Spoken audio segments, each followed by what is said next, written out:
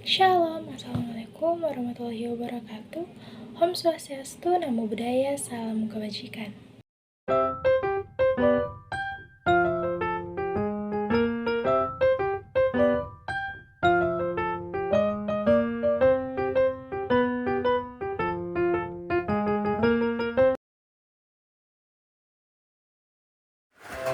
Konsep dasar sistem. Secara sederhana, suatu sistem dapat didefinisikan sebagai sekumpulan atau kumpulan elemen, komponen atau variabel yang terorganisir, saling berinteraksi, saling bergantung, dan terintegrasi.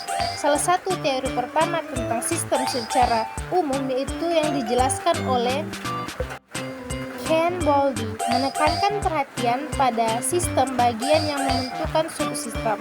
Teori sistem menyatakan bahwa setiap unsur yang membentuk suatu organisasi harus mendapat perhatian yang sama penuhnya daripada pengelola organisasi, baik komponen fisik maupun non-fisik.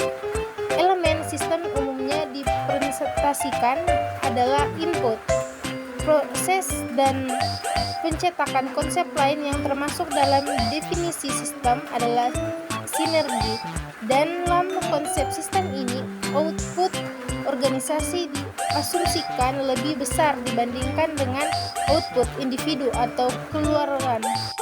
Masing-masing bagian kerja sama bagian-bagian yang terpisah namun saling terkait menciptakan dampak keseluruhan yang lebih besar daripada jumlah bagian-bagian itu sendiri. Dari terpisah-terpisah, oleh karena itu, sistem organisasi mengutamakan kerja integritas tim. Selain itu, perspektif sistem kerja bersifat integratif dalam hal orang, alat, metode, dan sumber daya yang digunakan. Pengertian subsistem. Konsep sistem mengharuskan perancang untuk melihat sistem secara keseluruhan. Namun, keseluruhan sistem mungkin terlalu besar untuk dianalisa secara detail. Oleh karena itu, sistem dibagi atau diuraikan atas beberapa subsistem. Pengertian sebuah subsistem sebenarnya merupakan bagian dari sistem itu sendiri. Norman L. Engler dalam bukunya mengatakan bahwa subsistem adalah rangkaian kegiatan yang dapat menentukan identitasnya yang berhubungan dalam suatu sistem. Pengertian sistem. Sistem pada dasarnya adalah kumpulan elemen-elemen yang saling berkaitan erat satu sama lain dan bekerja sama untuk mencapai tujuan tertentu. Sistem harus terdiri dari struktur dan proses. Struktur suatu sistem adalah unsur-unsur yang membentuk sistem tersebut. Pada saat yang sama, proses sistem menjelaskan bagaimana setiap elemen sistem bekerja untuk mencapai tujuan sistem.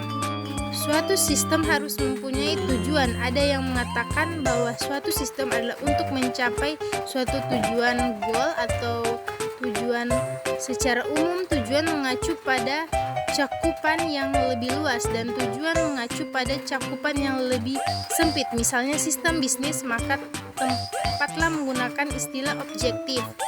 Untuk sistem akuntansi atau sistem lain yang merupakan bagian atau subsistem dari sistem bisnis, lebih tepat menggunakan istilah tujuan. Jadi itu tergantung pada ruang lingkupnya.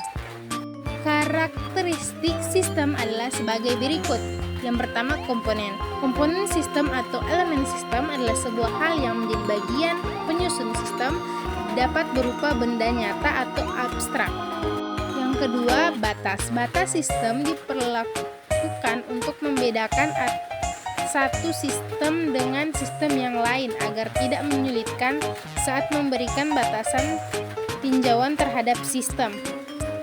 Yang ketiga, lingkungan. Lingkungan sistem adalah sebuah hal yang berada di luar sistem, dapat merugikan ataupun menguntungkan.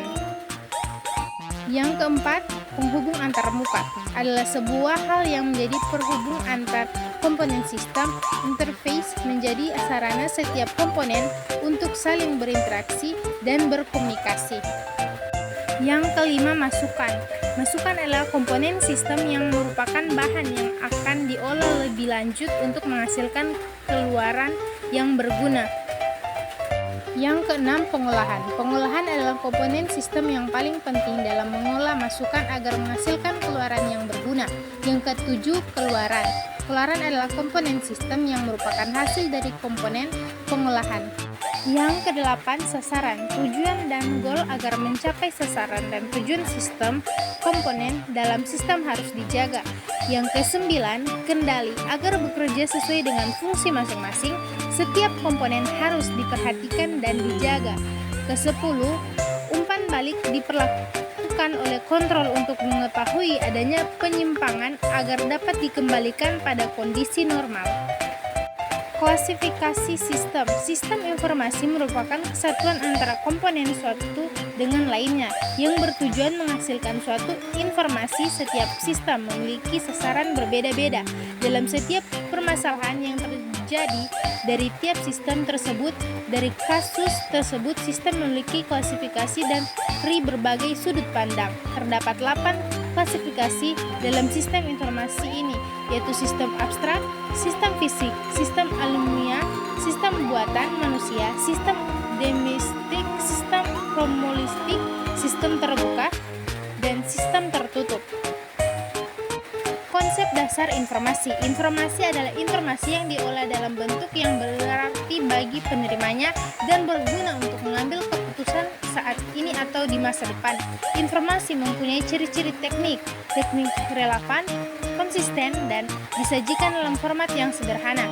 Penggunaan informasi dibagi menjadi 3, yaitu manajer tingkat rendah, manajer tingkat menengah, manajer puncak. Informasi ada 2 macam, yaitu informasi resmi dan informasi tidak resmi. Informasi mempunyai tugas seperti memperbanyak informasi dari sudut pandang pengguna, mengurangi ketidakpastian proses pengambilan keputusan pengguna, menggambarkan keadaan sebenarnya. Tujuan sistem informasi. Tujuan dari sistem informasi adalah menghasilkan informasi. Sistem informasi adalah data yang diolah menjadi bentuk yang berguna bagi para pemakainya. Data yang diolah saja tidak cukup dapat dikatakan sebagai suatu informasi. Untuk dapat berguna, maka informasi harus didukung oleh 3 pilar sebagai berikut. Yang pertama, tempat kepada orangnya atau relawan. 2, tepat waktu. 3, tepat nilainya atau akurat. Sistem informasi manajemen. Sistem informasi manajemen didefinisikan sebagai suatu sistem berbasis komputer yang menyediakan informasi bagi beberapa pemakai dengan kebutuhan yang serupa. Informasi tersebut tersedia dalam bentuk laporan periodik, laporan khusus, dan output dari simulasi matematika. Tujuan manajemen informasi diantaranya memperoleh informasi, menggunakan informasi dengan efektif dan efisien, membuang informasi pada saat yang tepat, mengolah sistem informasi dan fungsinya. Dalam sistem informasi dapat terjadi error, diantaranya adalah metode pengumpulan dan pengukuran data yang tidak tepat, operator sistem tidak mengikuti prosedur pengolahan yang benar, kehilangan data atau data tidak diperoleh, pemeriksaan atau pencatatan, salah dalam menggunakan dokumen file, kesalahan dalam prosedur pengolahan, kesalahan yang dilakukan dengan sengaja, metode pengumpulan dan pengukuran data yang tidak tepat, operator sistem tidak mengikuti prosedur pengolahan yang benar, kehilangan data atau data tidak teroleh, pemeriksaan pencatatan, salah dalam menggunakan dokumen induk, kesalahan dalam prosedur pengolahan, kesalahan yang dilakukan dengan sengaja. Dan di kesempatan kali ini saya mau mengajak teman-teman yang di luar sana yang masih bingung mau kuliah di mana, mari bergabung bersama kami di Universitas Pembangunan Indonesia Manado atau yang sering kita kenal dengan UNPI Manado, di mana UNPI ini memiliki 6 fakultas, yakni Fakultas Pertanian, Fakultas Hukum, Fakultas Teknik, Fakultas Ilmu Sosial, Ilmu Politik, Fakultas Sastra Inggris, dan Fakultas Keperawatan. Khususnya pada Fakultas Keperawatan memiliki 2 program studi, yakni Ilmu Keperawatan dan Profesi Nurse. Jadi tunggu apa lagi? Mari bergabung bersama kami di Universitas Pembangunan Indonesia Manado.